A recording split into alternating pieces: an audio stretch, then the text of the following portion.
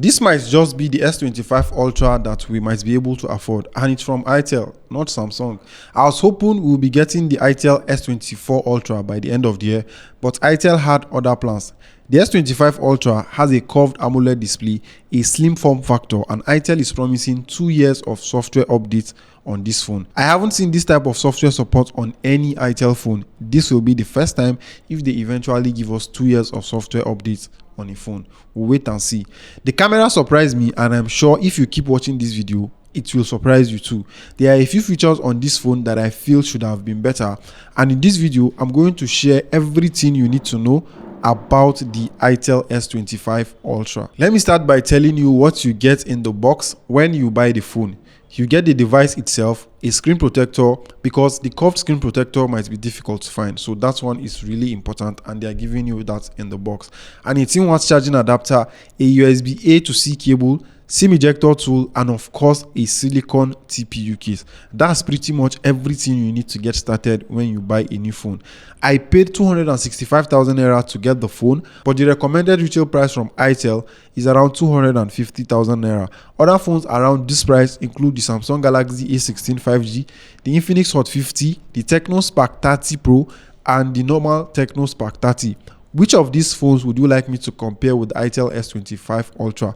Let me know in the comment section, and please, while you are down there, kindly subscribe to the channel because we are trying to hit 50,000 subscribers before the end of the year. And by subscribing, you're going to be the first to see when we upload every video. My model of the Itel S25 Ultra comes with 8GB RAM and 256GB storage space, but there are other models out there with 128GB storage space or 512GB storage space and 8GB RAM, but I don't know the actual price of those models. The RAM type on this phone is LPDDR4X and the storage type is UFS 2.2, making it quite decent. For the design, I will say this looks close to the Infinix Hot 50 Pro Plus with minimal differences. It has that slim build and it's quite lightweight and comfortable to hold in the hand. The curved edges also add to the overall comfortability while you are using the phone, and the overall weight is just impressive. I have the bromo black color option, and it's kind of a fingerprint magnet. You can see the fingerprint stains at the back of the phone if you are using it without a case. You get this two-tone color at the back, and it adds to the overall aesthetics and looks of the phone. Itel is also boasting about the durability of this phone, just like we saw with the Infinix Hot 50 Pro Plus. The phone also has an IP64 water and dust resistance rating, which is impressive at this price point. Most of the phones that this phone is competing with only end up having just an IP maybe 5.4 against water splash. The camera arrangement at the back looks like that of the Samsung Galaxy S24 Ultra, but not all of them are functional. We only have two there that are working, and the one at the bottom is an RGB ring light. It comes on when the phone is charging or when you are playing game or listening to music on the phone. You can also set it to kind of come on if you have a phone call incoming. The RGB light can also be used as a photo timer, which is quite important when you want to maybe snap a picture and there is no one there. You can customize the RGB light in the settings by opening the backlight effect, and you can proceed to play with it and customize it however you want. You get an IR blaster at the back that can be used to control electronics and other gadgets, and we have a single down firing speaker at the bottom of this phone, and I don't really know why Itel decided to just put a single speaker.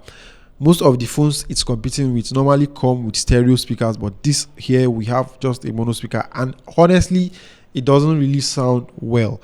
There is no headphone port on the phone, but you get the SIM card tray at the bottom, and the phone supports dual 4G SIM cards, and you also get a slot for memory card in case you want to increase the storage of the phone. It has an under display fingerprint scanner and it's quite fast, and in terms of design, I will say that I'm impressed with the build quality and how durable the phone looks, and overall it's just a comfortable phone to hold in the hand because of how lightweight it is. We have a large 6.78-inch curved AMOLED display with 1080p resolution and 120Hz refresh rate on the display, and the specs of this display are really impressive for the price. It is also a Corning Gorilla Glass 7i to further back up the durability claims on the Itel S25 Ultra. The display is actually one of the best things about this phone, and around the price, you hardly get what this is offering. The glass on the display is almost on the same level with the Gorilla Glass Victus used on flagship devices. By default, the screen is set to 60Hz and you need to change it to 120Hz in the settings. Even if you select 120Hz in the setting, it switches between 90Hz and 20Hz, and I think it's probably to save battery. The colors are popping on the display and it's sharp and contrasty. I enjoyed watching YouTube videos on the display, and also playing games on this display is awesome because of the screen size. It is responsive to touch and it also supports wet and greasy touch, which means even if you have water or on your hand or on the screen, you can still touch this phone and it's going to respond. The bezels around the display are minimal thanks to the curved sides. The phone also uses edge mistouch prevention to prevent mistouch around the edges of the phone. You also get the always on display feature in the personalization settings. Peak brightness is around 1400 nits, which makes it visible outdoors. Honestly, the display is one of the best things about the Itel S25 Ultra. In terms of software, the phone is running on Android 14, and you can see on the box, Itel claims the phone will get 2 years of software updates, but on their website, we can see that it can be upgradable to Android 15. It's not clear, but I hope we can get 2 software updates on the phone. This will keep the phone useful for at least 3 years. In terms of software features, I will say that the phone is packed, and you also get some AI features that we'll talk about in a bit. There is Material U or wallpaper theming. As you can see, some icons match with the wallpaper on the phone. The phone also comes with some pre-installed apps like Opera Mini and Opera News.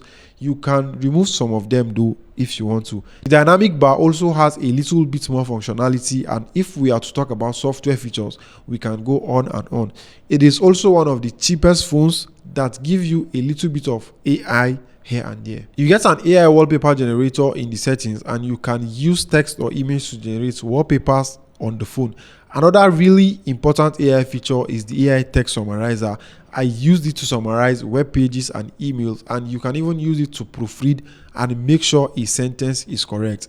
There is also AI noise cancellation for crystal clear calls, and it can be really useful when making call in a noisy environment. All you have to do is just tap on it and it will make sure you get to talk with the person you're on the phone with seamlessly. The Itel S25 Ultra is powered by the Unisoc T620 and it's a 12 nanometer processor.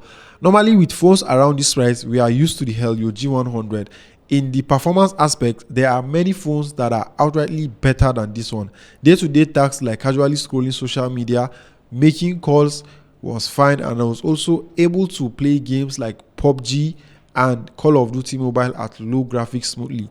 But if I played for like an hour or more, I noticed lags and the gameplay was not just smooth.